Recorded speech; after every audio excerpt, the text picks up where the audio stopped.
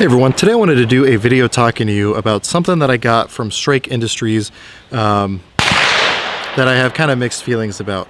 Now, if you watched my 300 Blackout build series for this upper right here, you know that I use a lot of Strike Industries products throughout this build. I have their charging handle, their forward assist back here, their dust cover right here, as well as their King Comp, all of which have been absolutely fantastic, and I'll be doing reviews on each of those here soon.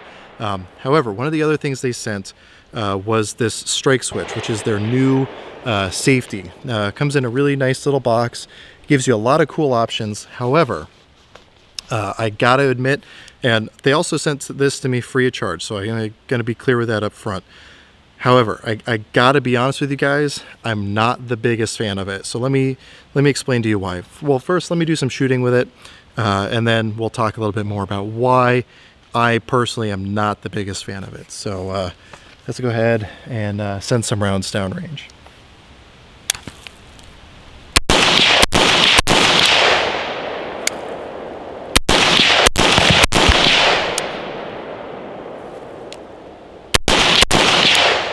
All right, so I didn't send too many rounds downrange there. However, just actuating the safety there those few times already has my thumb not feeling great. And thankfully, because you have the ambidextrous option, I can show you on this side very easily while keeping my muzzle pointed in a safe direction. So as you can see, you basically have like a teeter-totter thing going on here where you have a ledge in the back and a ledge in the front. Now, because of that, it is very versatile.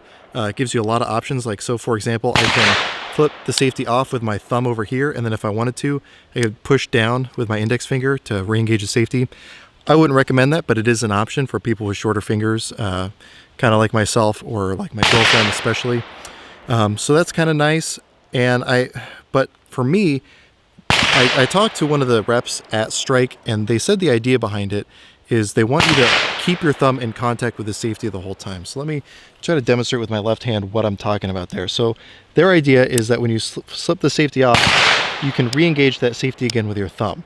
Now, me personally, with my my little Whopper Junior hands here, I can't really make that work. I've put this in the hands of a lot of people who are shooters, and none of them have had awesome things to say about it, because I wanted to get as many different opinions as possible.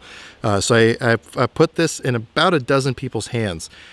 None of them are super hip on it. So let me talk about some of the issues specifically that make it hard for me to actuate. So if you look at the tail end here, if you compare it to one of the other ambi safeties that I have from Strike Industries that used to be in this lower, which I paid full price for, just FYI, it's about 5 millimeters longer on that tail end. If you do center to center, not sure how well I'm representing that here, but I've measured it. It's 5 millimeters longer than this is, and also just a standard AR safety is about that 5 millimeters longer on the back end. So that makes it a little bit harder to actually disengage that safety and to flip back up on the safety.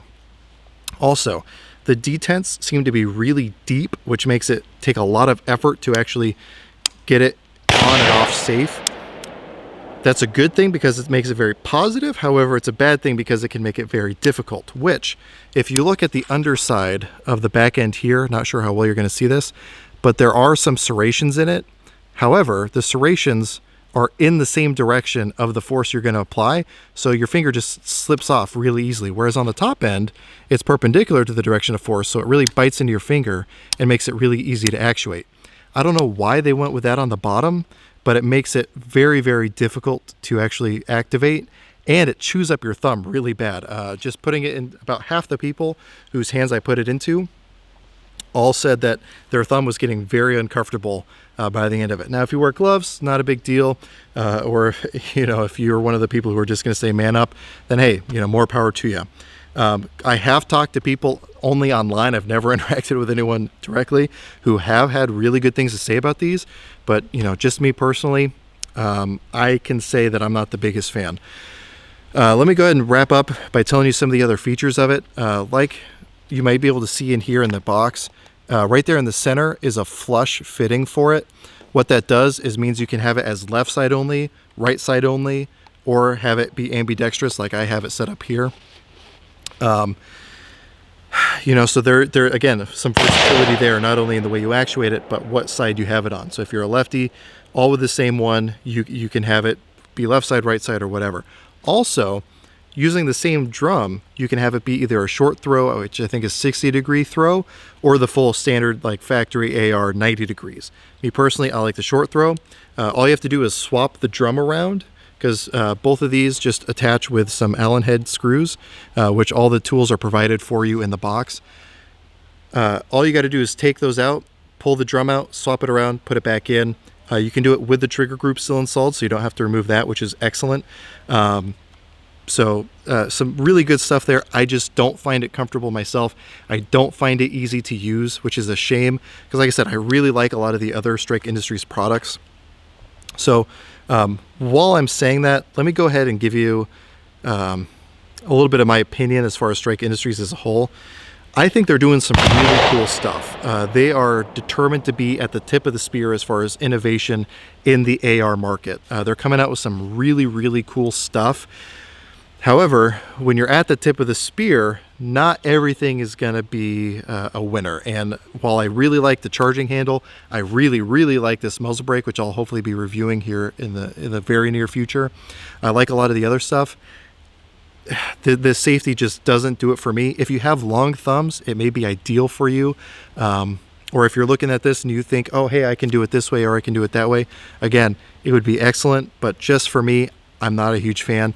If they even swapped it around, so as you can see, this front end is longer and has much more of a paddle.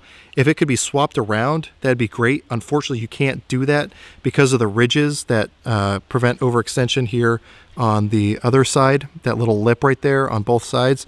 You can't actually do it. I tried. However, talking to the rep at Strike Industries, if you have an AR-308, they said in order to make it work, you may have to swap it around, and I guess it works on those. Doesn't work on 5.56 guns in my experience. Your experience may vary.